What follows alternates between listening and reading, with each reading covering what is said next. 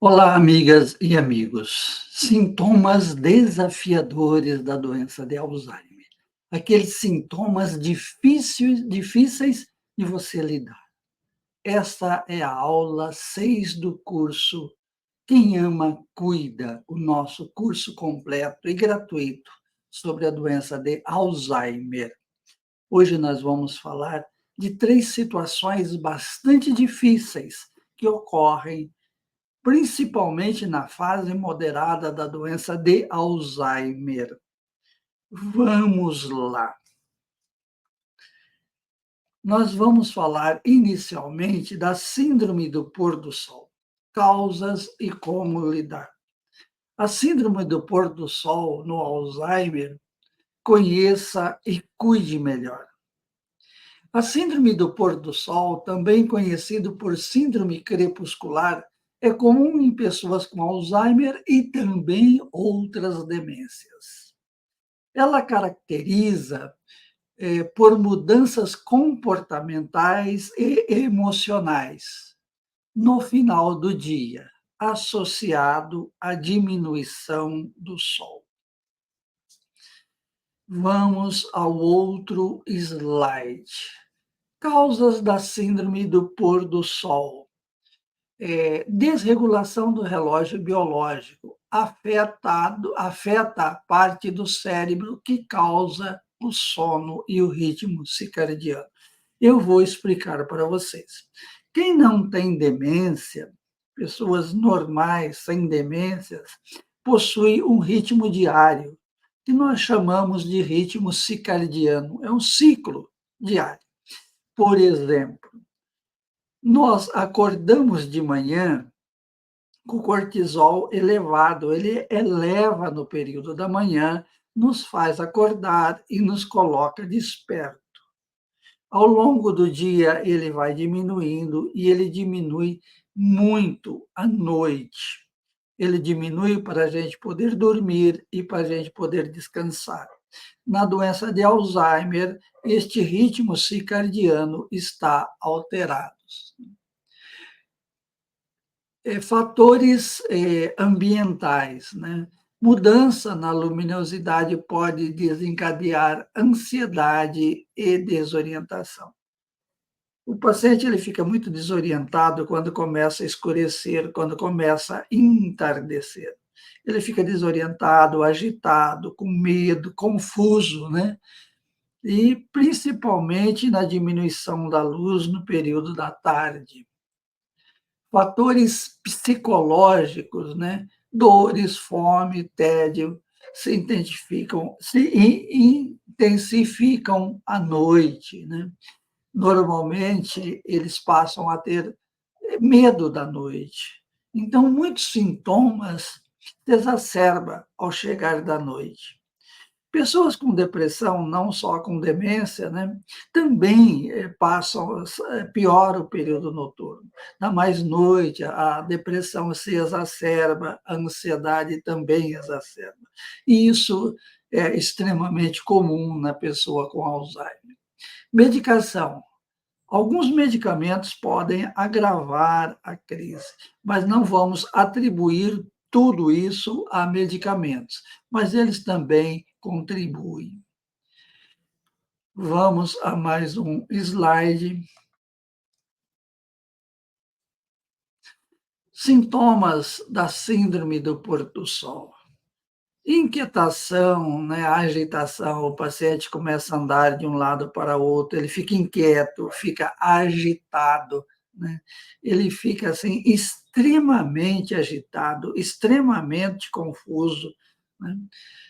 Confusão e desorientação, né? Ele fica confuso, ele pergunta, ele fica naquela angústia, né, desorientado, a desorientação aumenta, ele fica procurando o seu quarto, o seu banheiro, fica naquela desorientação extrema, né? Também irritabilidade e agressividade. O paciente fica extremamente agressivo, ele fica irritado. Se você aproxima dele, muitas vezes ele tem aquela face de agressividade, aquela face de rancor, né? eh, que muitas vezes mete medo. Outro sintoma é alucinações e delírios. Também é comum neste período, nas pessoas portadoras, né, de síndrome do pôr do sol, ter alucinações, ter delírios, ver bichos, ouvir vozes, ou ver coisas que não existem, sentir bichos andando na cabeça, picando, né? Principalmente delírios, né? Já as alucinações ela acontece muito mais à noite, não é tanto no pôr do sol, mas os delírios são muito frequentes. Delírios é uma ideia que o paciente faz, uma ideia que tem um enredo, ela tem começo, ela tem meio, ela tem fim.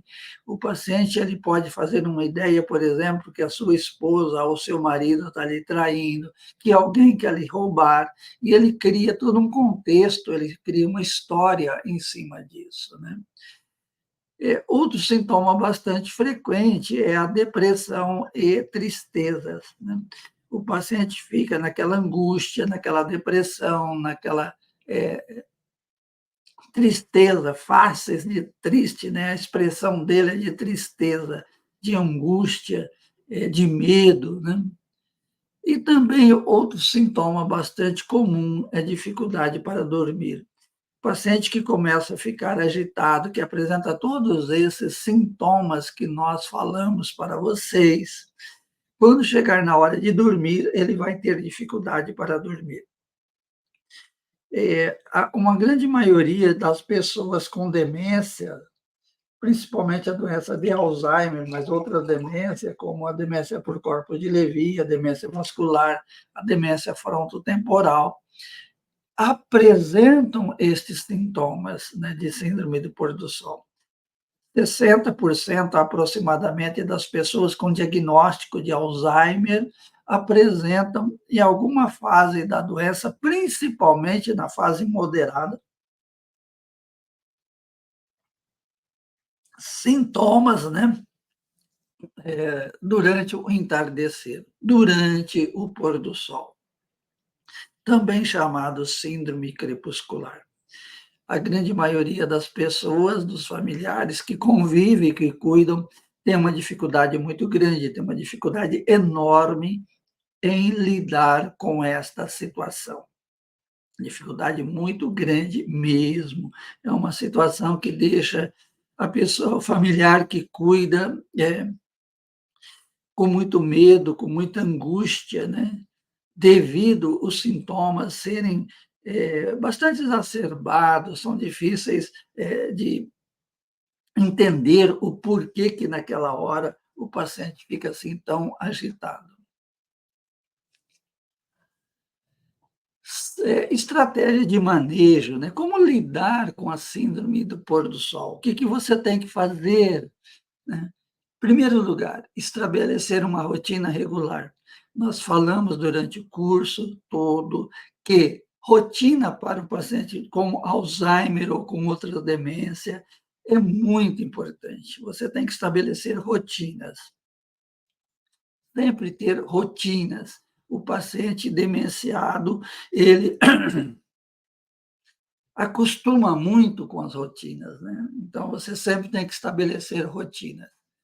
Criar um ambiente tranquilo ao anoitecer e à noite, né? Você tem que deixar as atividades mais desgastantes, mais pesadas durante o dia.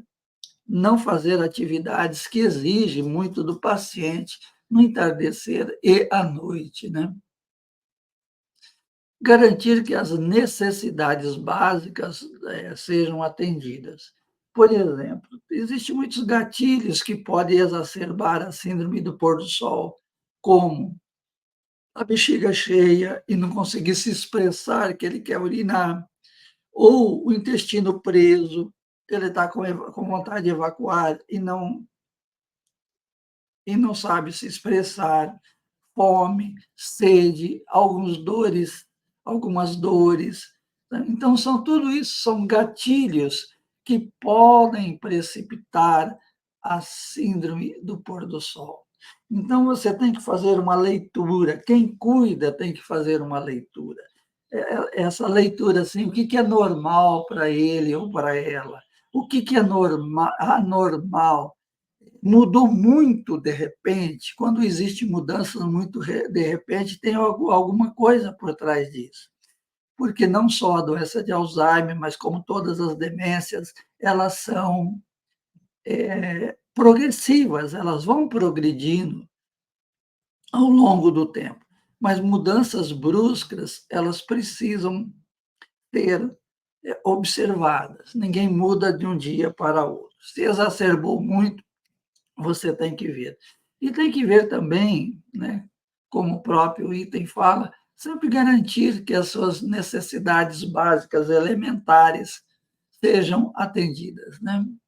Evitar cafeína e o álcool. Tem muito paciente que gosta de café. Aqui no onde eu moro tem uma influência paraguaia muito grande, o pessoal toma aquele mate que é o tereré, né, o chimarrão é quente, o tereré é feito com mate mais, grosseiro e água gelada. E tudo isso, o café, o mate, o chocolate, são substâncias excitantes. E você tem que evitar essas substâncias, né, essas bebidas, né, que contêm cafeína, que contêm álcool, no período da tarde, no período da noite. Praticar exercícios regularmente, principalmente exercícios na hora de manhã. Você tem que cansar, vamos dizer assim, o paciente um pouco de manhã, você tem que colocar na sua rotina, nós como o primeiro item é estabelecer a rotina, uma rotina de atividade física durante a manhã. Você tem que manter também uma comunicação bem aberta com o paciente. Você tem que estar sempre comunicando de uma forma clara, de uma forma objetiva com o paciente. A comunicação truncada, a comunicação áspera, ela piora o entendimento do paciente e agrava mais a síndrome do pôr do sol. E por fim, né, de estratégia de cuidados, de manejo, você tem que ser paciente compreensivo. O paciente está com síndrome do pôr do sol não é por acaso. Isso faz parte, né, dos sintomas próprios, da doença de Alzheimer e de outras demências. Ele não está assim porque ele quer, ele está assim porque isso é um sintoma da própria demência. Como lidar? Continuação, né? Procurar ajuda se for necessário. Se o sintoma, for, persistente, se incomodar o paciente, você tem que procurar o médico, você tem que contar essa história toda para o médico, né. Se está muito difícil para lidar, se está muito difícil para o paciente suportar a síndrome do pôr do sol, muitas vezes ele tem que estabelecer medicação. E muitas vezes as medicações, principalmente as mais usadas nessa situação, são os antipsicóticos, como a quetiapina, olanzapina, eh, o haloperidol, a risperidona. E essa medicação ela tem que ser dada no mínimo aí 2 horas antes do início dos sintomas. Porque quando o paciente já está com sintomas, você vai administrar o remédio ele demora para fazer efeito. E o paciente ainda vai continuar naquela síndrome, né, naqueles sintomas. E como o paciente ele já está em síndrome, é mais difícil o remédio fazer efeito. Então, geralmente, os remédios são administrados horas antes, um período de tempo, por exemplo, ele é comum, começa às 16 horas, pelo menos lá pelas 14 horas que tem que ser dado o remédio, né. E lembre-se, a síndrome do pôr do sol pode ser desafiadora, é difícil, não é fácil de lidar com ela, né. Eh, Compreensão, estratégias de cuidado e apoio profissional podem melhorar a qualidade de vida, tanto do paciente quanto sua, né. Então isso é muito importante. Você tem que estabelecer estratégia. Existem várias estratégias, como nós já mostramos para vocês como lidar. mas vocês, como cuidadores, têm que desenvolver as estratégias de vocês mesmos.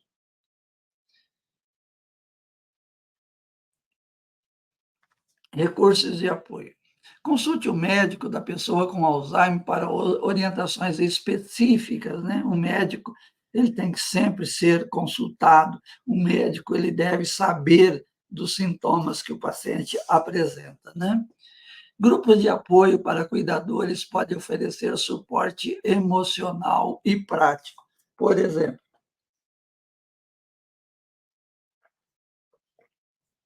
nós temos o nosso grupo do Telegram. E como tem ajudado as pessoas? Quem participa do grupo sabe disso. O grupo, ele é muito interessante para ajudar, pessoas, né, ajudar, os familiares que cuidam. E nós temos que procurar apoio nesses grupos, nós temos que procurar apoio com profissionais, nós temos que procurar apoios com amigos, nós temos que procurar apoio espiritual, nós temos que procurar todos os apoios necessários e não ter medo de aprender, não ter medo de procurar ajuda.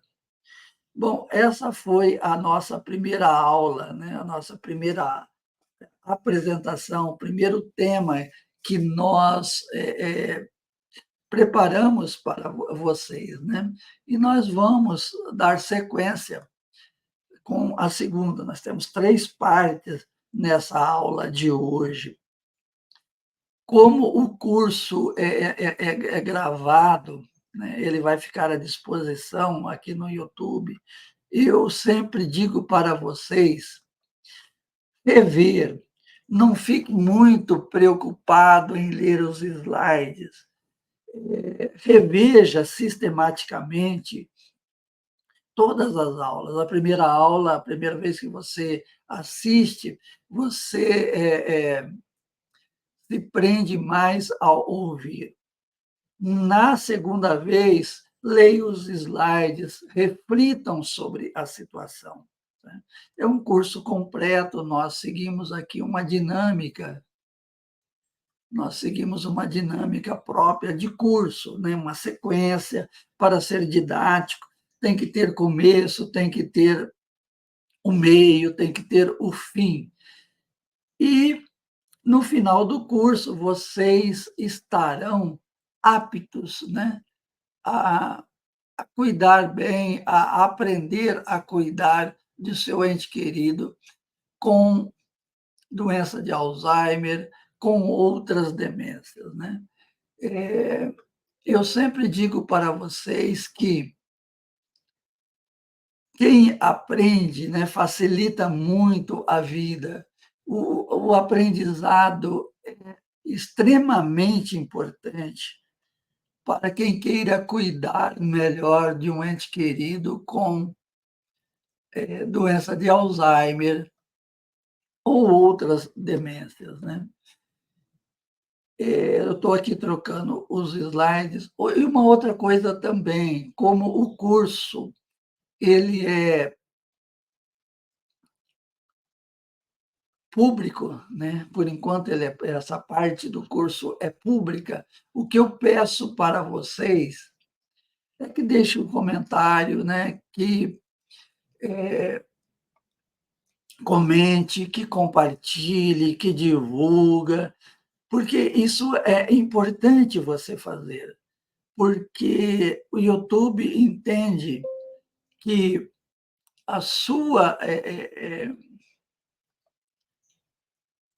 participação, né, ela, como que eu vou dizer para vocês? Ele entende a relevância do curso, porque tem muita gente comentando, tem muita gente, compartilhando, tem muita gente assistindo. Então, isso é extremamente importante para que você, ajude que outras pessoas também possam participar. O curso terá aí 12 ou 13 aulas, talvez nós acrescentamos mais uma aula, né. E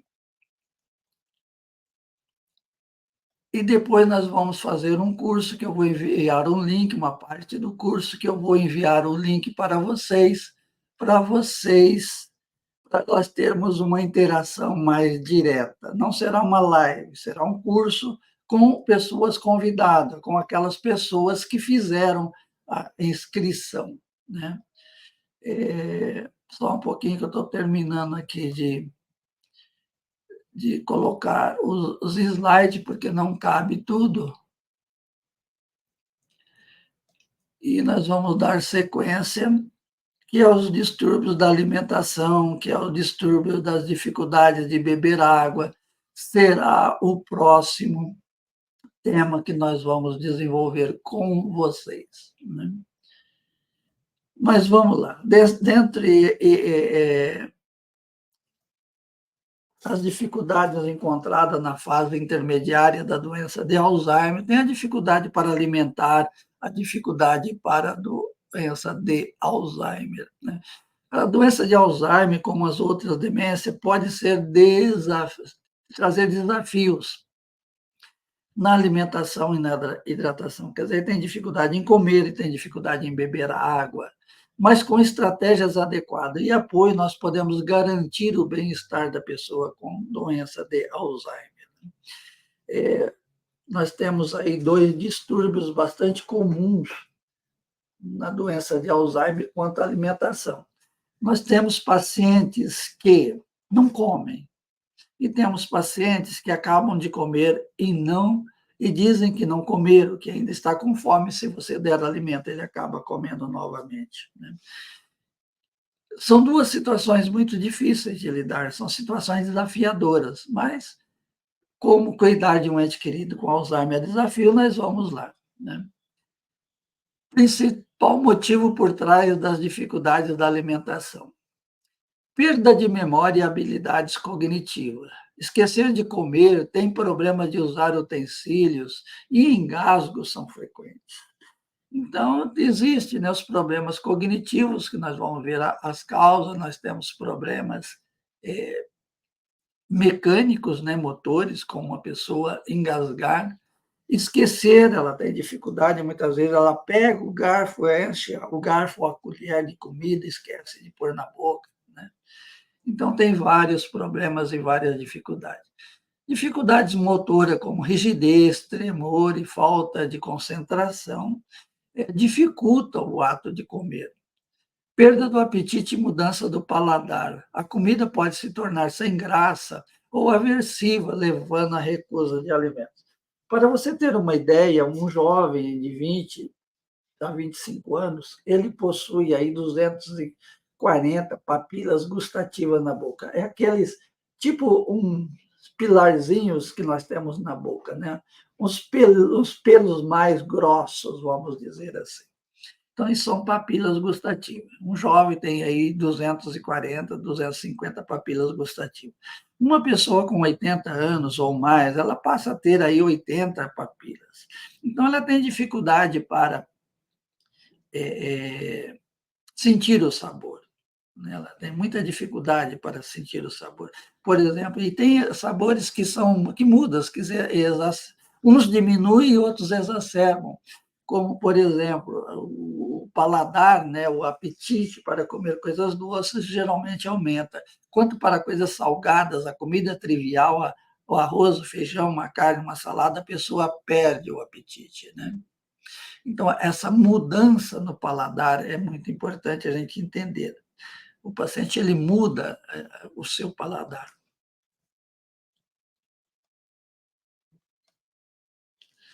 É, paciência, compreensão e abordagem positiva, né? Paciência e compreensão. Evite críticas ou brigas. Lembre de que as dificuldades são causadas pela doença.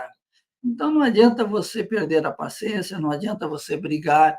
Essa dificuldade de alimentação, tanto de perda do apetite, quanto da exacerbação do aumento do apetite, né? Quando o paciente tem aumento de apetite, ela acaba de comer e pede comida de novo, não bata de frente, né? Diga, daqui a pouco eu vou, fazer, ainda não está na hora, logo faz, mesmo ele tendo acabado de comer, né. E também quem come demais, não deixe a comida à vista, né.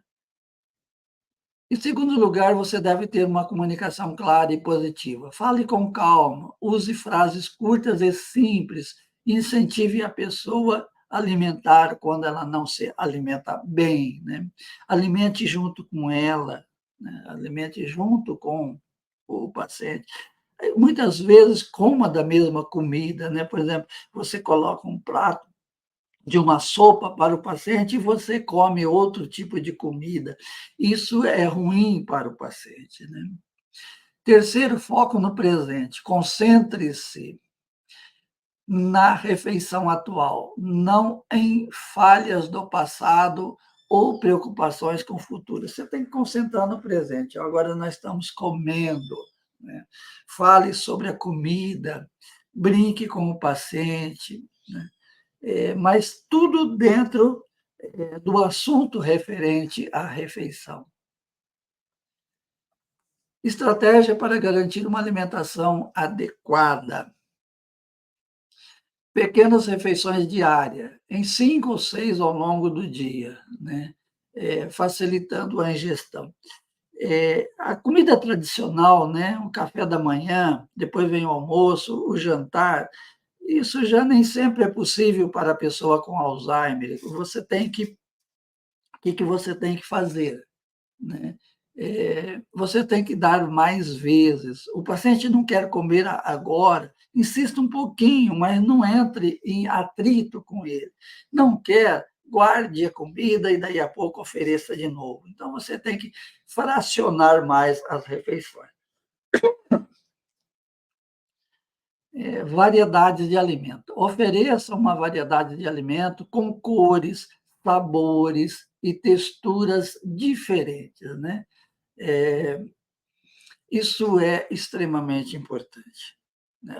Muitas vezes o paciente é seduzido mais pelo visual do que pelo sabor.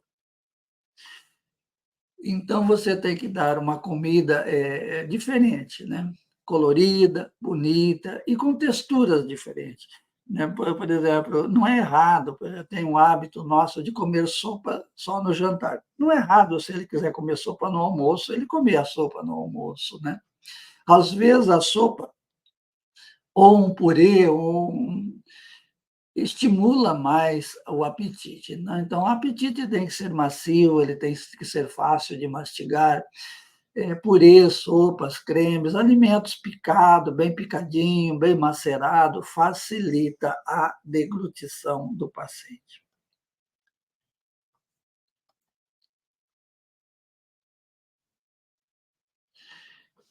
Antes de passar para a água, eu quero falar uma coisa, os distúrbios da alimentação também, né, estão associados a alterações no cérebro. Nós sabemos que o cérebro da pessoa com Alzheimer, ele é danificado, ele é invadido por lipobeta-proteínas, por proteína tal, e forma morte celular em várias regiões do cérebro, né. E a pessoa com Alzheimer, ela tem essas regiões que controlam o apetite no cérebro alterado, assim como tem também alterações em regiões que controla a sede, a vontade de beber água, né. Vamos falar alguma coisa sobre água. Fatores que contribuem para a desidratação, que é a redução da água corporal. O envelhecimento natural leva à diminuição da água no corpo, tornando a desidratação mais fácil. Quer dizer, por natureza, a pessoa de idade já é um desidratado crônico, né? Imagina se ele bebe pouca água, o seu organismo já vive numa economia de água, aí se ele bebe menos água, a desidratação ainda é muito mais fácil. A percepção da sede alterada. Alterações no cérebro podem dificultar a sensação de sede, especialmente em pessoas com Alzheimer, né? Como nós falamos, uma alteração lá, um comprometimento do cérebro pode afetar não só o apetite, mas também a sede, a vontade de beber água. Problemas cognitivos, como a confusão, perda de memória, pode levar a esquecer de beber água ou entender a necessidade de hidratação, a necessidade de beber água. Vamos ao próximo slide. Dificuldades, né? Abordagens eficazes para garantir uma boa hidratação da pessoa com demência. Rotina de hidratação fixa, né? Estabeleça horários regulares para beber águas e outros líquidos, criando um hábito. Uma coisa que eu sempre oriento, né, a necessidade de água nossa, do ser humano, mínima, é 30%, 30 ml por cada quilo peso. Como que a gente calcula isso? Vamos supor, um paciente baixinho, magrinho, de 50 quilos. Né? 30 ml vezes 50 dá 1.500. Seria 1,5 litro. Essa é a necessidade mínima. Uma pessoa aí de 68 quilos, se você multiplicar 68 por 30 ml vai dar aí aproximadamente 2 litros. O que, que você faz? Escolhe uma vasilha, coloca um rótulo com o nome dele, e de manhã, né, você começa a dar aquela água. Quando chegar à noite, tem que terminar. Você deve sempre hidratar mais o paciente, oferecer mais água no período da manhã, até lá pelas 16 horas, né, 4 horas da tarde, para ele não beber muita água à noite, para não urinar tanto. Sabe? Principalmente durante o dia, você tem que ingerir bastante água. Ambiente propício. Ofereça água num lugar calmo, sem distração, para facilitar a concentração. Por exemplo, o paciente está na frente da televisão, ele beber água assistindo televisão, ele não vai saber se bebe água ou se assiste a televisão. Isso é um exemplo, né? Variedade de opções, isso é outra coisa muito importante. Variar os tipos de líquido, como água, chá, sucos naturais, torna a ingesta, né, mais atraente. Eu sempre oriento para fazer água saborizada, né? Coloque lá rodelas de limão, rodelas de abacaxi, vai alterando o sabor, ou folhas de hortelã macerado. Isso dá um sabor na água, porque a pessoa com Alzheimer ou com outras demências, elas têm muitas dificuldades de tomar água. Lembretes visuais e sonoros, né? Hoje nós temos muito dispositivo, como Alexa, por exemplo, que lembra o paciente de beber água. Também colocar lembretes na parede, escreva um cartazinho, olha, tome meio copo d'água de 30 em 30 minutos, de 1 em 1 hora. Então, isso pode ajudar bastante, né? Esses recursos. Assistência no processo. Ajude a pessoa a beber água. Se necessário, ofereça copos fáceis de segurar e de usar. Sempre ofereça num copo transparente, porque facilita, né? Ele vê ali o conteúdo da água, ele vê que é água, ele vê o nível da água do copo. Agora, também tem que ser um copo ou uma caneca de vidro, que ele tenha segurança em segurar o copo ou o objeto.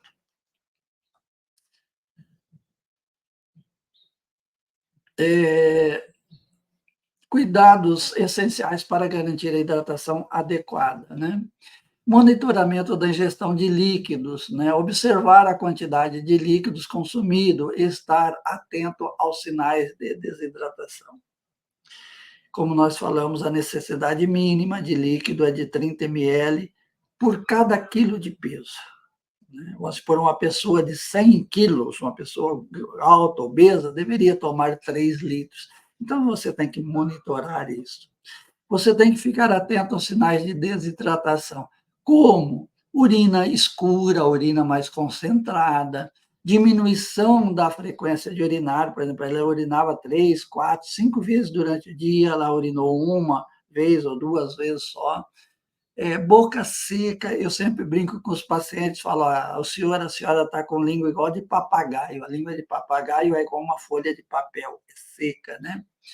fraquezas, né? O paciente, de repente, fica mais fraco, mais mole. Isso pode indicar sintomas de desidratação, né? Consulte um profissional de saúde, busque orientação médica sobre hidratação ideal para a pessoa com Alzheimer, considerando suas necessidades específicas. Não só um médico como um nutricionista.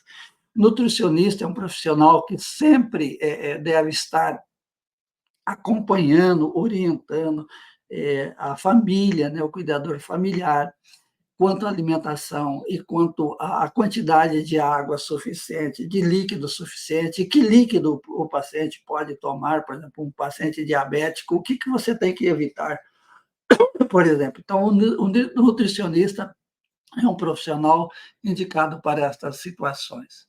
Lembre-se, a desidratação na doença de Alzheimer pode ser prevenida e controlada com meios simples e eficazes. Isso é muito importante, né?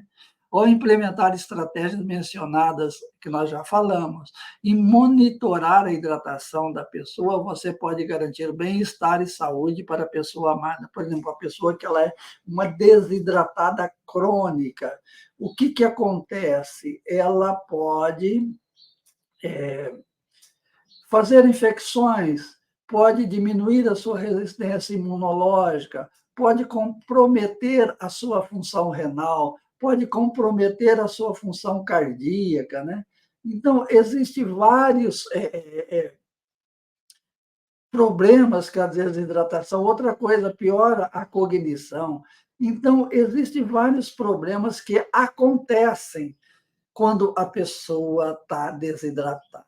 Então, nós temos que oferecer água suficiente e aprender a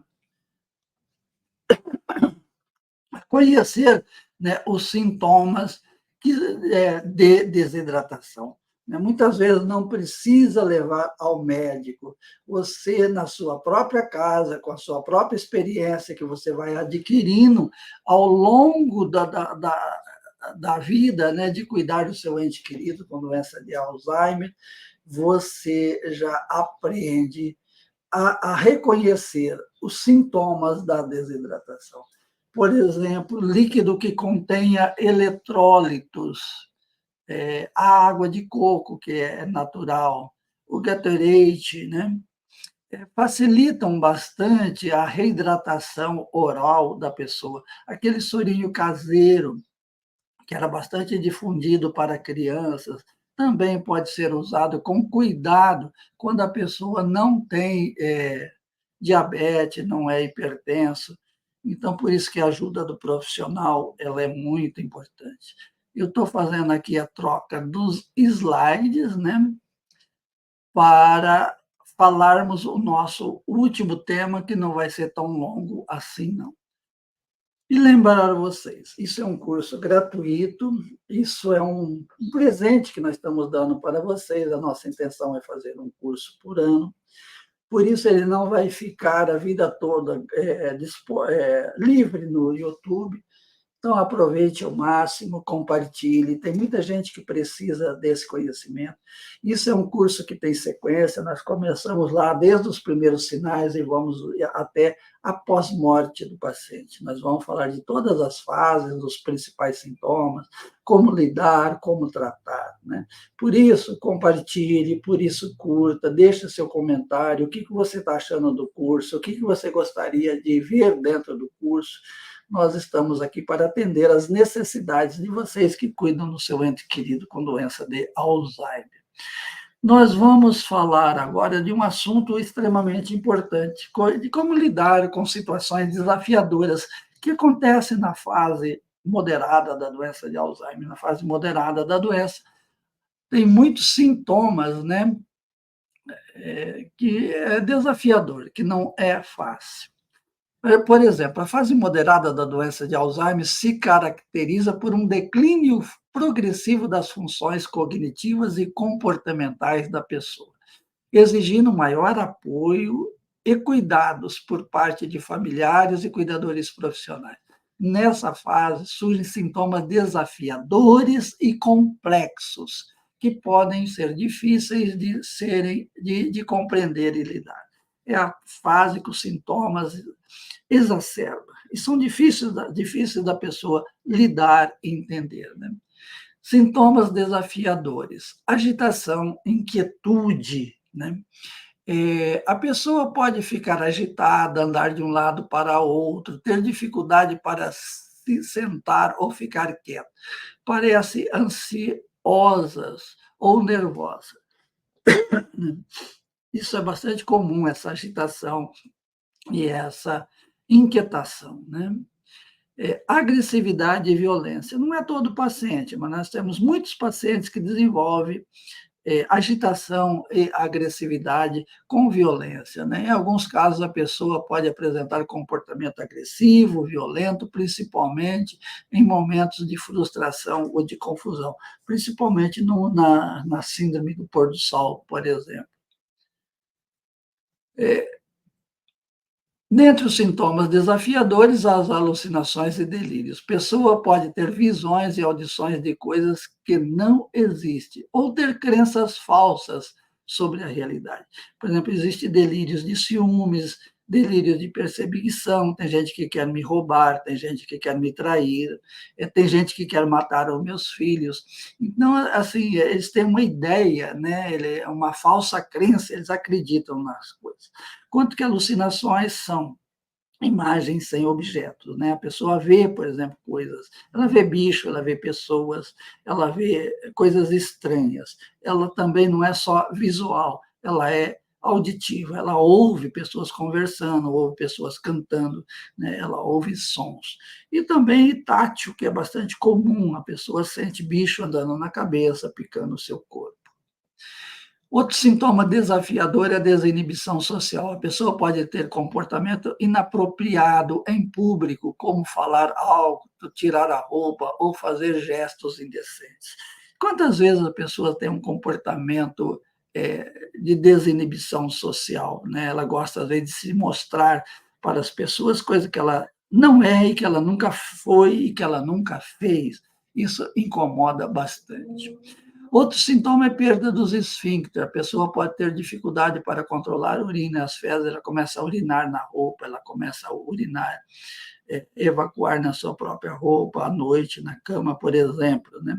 Também a pessoa pode, isso é falta de controle dos esfíncteres. E a pessoa também pode perder a noção.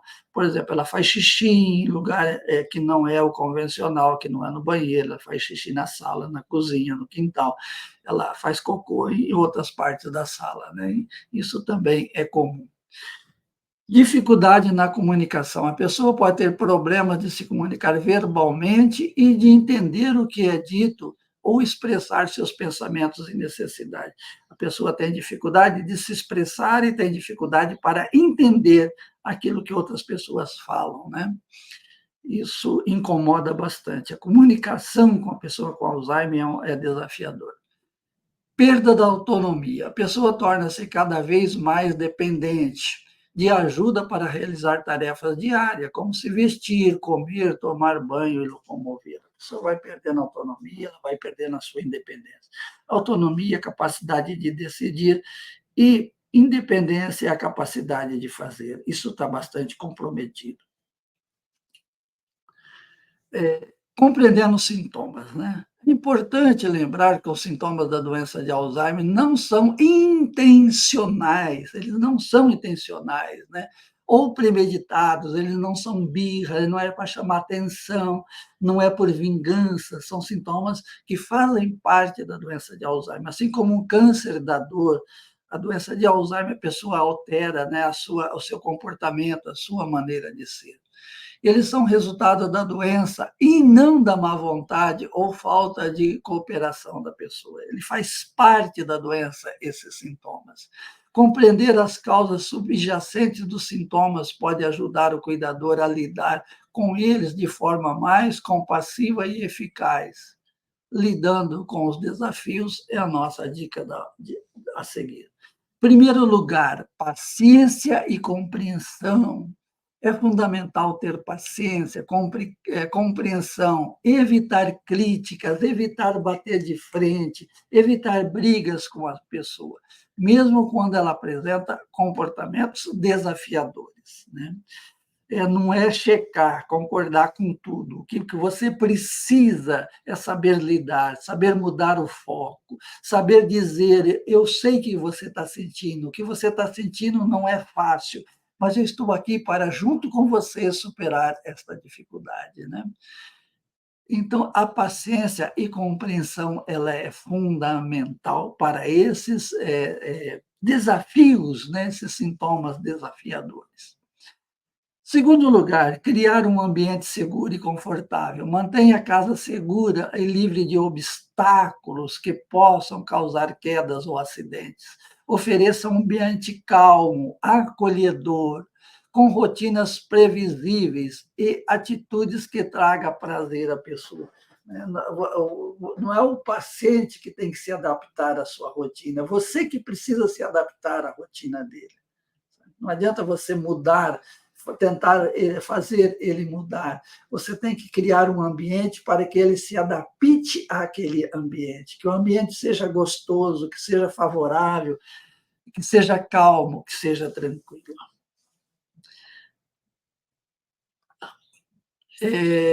Comunicação clara e positiva, né?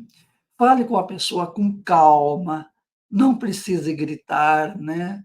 Use frases curtas, não adianta você falar frases longas, porque quando você chegar no meio da frase, ele já esqueceu o começo, então resuma o que você tem que falar. Evite discutir e argumentar, por exemplo, quando ele não entende, quando ele faz uma coisa que não deve ser feita, não adianta você bater de frente. Procure passar calma, passar tranquilidade para o paciente, né? Ter uma comunicação bem clara, bem objetiva, mas uma comunicação que não confronte o paciente. Concentre em comunicar suas necessidades de forma clara e direta, né? Técnica do desvio de atenção. Se a pessoa estiver agitada ou ansiosa, tenta distrair com atividade que ela gosta, como ouvir uma boa música, ler um livro, assistir um filme, conversar, estimular ela a falar do passado dela, dos assuntos que ela sempre gostou de falar, estimule tudo isso, sabe? Procure dar a ela atividade prazerosa, que ela gosta de fazer, que ela sinta bem. Vai testando o que vai dar mais certo, o que dá mais certo, insista naquilo, né? Ajuda profissionais. Busca orientação de profissionais, como psicólogos, geriatras, neurologistas, para obter apoio e estratégia personalizada para lidar com sintomas específicos da pessoa, né? Os sintomas não são iguais. Tem pessoas que têm sintomas parecidos, mas cada pessoa é diferente. Então, cada pessoa, uma estratégia dá certo. A estratégia que deu certo para um, você pode até tentar. Não deu certo, crie estratégia diferente.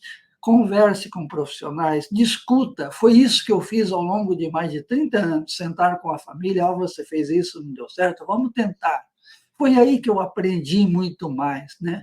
Porque o paciente é um livro aberto, cada paciente é um paciente diferente, e eu tive a felicidade de aprender com os familiares e também ensinar, transmitir, né, aquilo que eu já tinha aprendido. Grupo de apoios. Participe de grupo de apoio para cuidadores de pessoas com Alzheimer ou outra demência, para trocar experiência, aprender com os outros cuidadores e encontrar suporte emocional, como o nosso grupo de Telegram. Participe, crie um grupo da sua própria família, mas o grupo da sua própria família não é para brigar, sabe? É para você dividir as suas angústias e receber um apoio. Eu sempre digo que esses sintomas aberrantes você deve filmar, fotografar, compartilhar. E compartilhar também os bons momentos, né? Quando ela tiver um bom momento, valorize, cultive esse bom momento e compartilhe com a família todos os momentos. A fase moderada da doença de Alzheimer pode ser um período desafiador. Pode ser, não, é um período desafiador para cuidadores e para a pessoa com doença. No entanto, com conhecimento, compreensão, estratégia adequada e apoio profissional, é possível proporcionar à pessoa com Alzheimer ou outras demência o melhor cuidado possível e garantir um ambiente de amor e de respeito.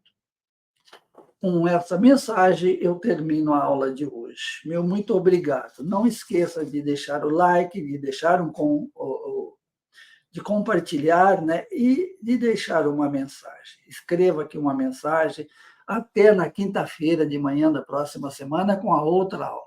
Se você tiver algumas dúvidas, nós respondemos as dúvidas nas nossas lives de terças e sábados, né? Participe das nossas lives e tire lá as suas dúvidas. Meu muito obrigado. Foi muito bom estar